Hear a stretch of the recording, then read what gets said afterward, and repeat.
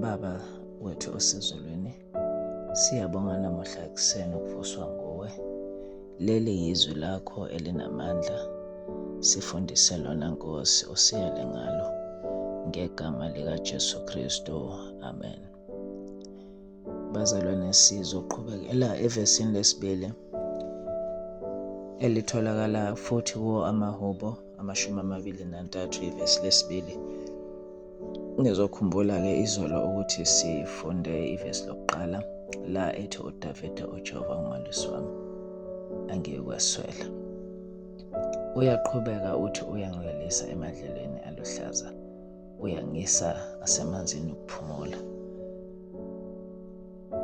Angizilaleli bazalwane, kodwa yena uyangilalisa. Ngifikelwa isithombe somntwana oshushuzelwayo, ngifikelwa isithombe somntwana olaliswayo, othwelwe, obanjiwe ngokucophelela ukuze lo mntwana angawi. Ebese lo mntwana uyalaliswa endaweni enofonofo. La uDavide uthi uyangilalisa emadlelweni aluhlaza, kukhuluma umalusi la owayewaqonda amadlelo nokubaluleka kobuhlaza bamadlelo nobumnandi bokuba semadlelweni ahlaza, ikakhulukazi ezimvini zakhe la zifanele zidle, la zifanele zithole ukudla. Wayezihola aziholele emadlelweni aluhlaza, wayezihola aziholele nangasemanzini. Ngifikelwa leso sithombe sikaNkulunkulu engithwala, engilalisa emadlelweni aluhlaza. Ngifikelwa isithombe senjabulo nokuthula, noma izivunguvungu zivuka ngapha nangapha. Athi umhlabeleli wenhliziyo yami mawuhlakaniphe, athi zikuhaqe izitha zakho.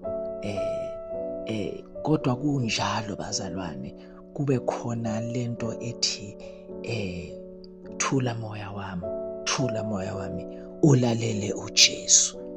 Noma ngabe izimo zinjani, noma ngabe izivunguvungu zivuka kanjani, noma ngabe izitha zingihaqe kanjani, izitha zezinkinga, izitha zokwesaba, izitha zokungabaza, noma ngabe izitha ezinjani ezingihaqile, kodwa wenhliziyo yami mawuhlakaniphe. Ngiba nalokhu yakuthula ngoba ngisezandleni ezinofonofo zikaNkulunkulu. Ngilalisiwe emadlelweni ahlaza, endaweni yokuphumula. Lo nkulunkulu usilethela ukuphumula bazalwane. Lo nkulunkulu uyasinakekela, akasivikeli kuphela kodwa uyasinakekela. Injabulo yethu into yokuqala esemqondweni wakhe. Uyangiyisa ngasemanzini okuphumula. uJehova wami ungifuna ngisesimweni somuntu okwazi ukumelana nezimo. Asikho isimo esimehlulayo uNkulunkulu bazalwane. Angiphiki, yebo thina singehluleka ngokwethu ukwenza nangokuqonda nangokwazi, kodwa asikho isimo esimehlulayo uNkulunkulu. Nesimo obhekene naso njengamanje, noma ngabe usibona siyintaba kangakanani, ake ngikuxoxele mzalwane wami, musu ukutshela uNkulunkulu ukuthi isimo sakho sikhulu kangakanani. Tshela isimo sakho ukuthi uNkulunkulu wakho mkhulu kangakanani.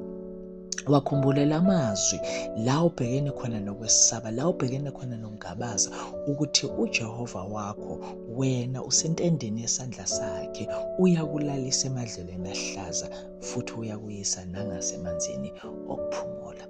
Amanzi bazalwane, niyazi uma uJesu ethi ungamanzi okuphila, niyaqonda ukubaleka kwamanzi empilweni, niyaqonda ukubaleka kwamanzi uma somile somele injabulo, uma somile somele ukuthula. Uthena ungamanzi okuphila. Ngakho-ke lo Jehova wethu uyasilalisa emadlelweni aluhlaza, asiyise nangasemanzini okuphumula. Ake simethembe bazalwane namhlanje. Simazi ukuthi ezimeni zonke unguJehova, igama lakhe alijiki, izithembiso zakhe nezimiso zakhe zinguyebo futhi zingu-amen. Siyambonga namhlanje ngoba eqinisekisile ukuthi uyasilalisa emadlelweni ahlaza, uyasisa nangasemanzini okuphumula noma ngabe kunjani. In Jesus' name, amen.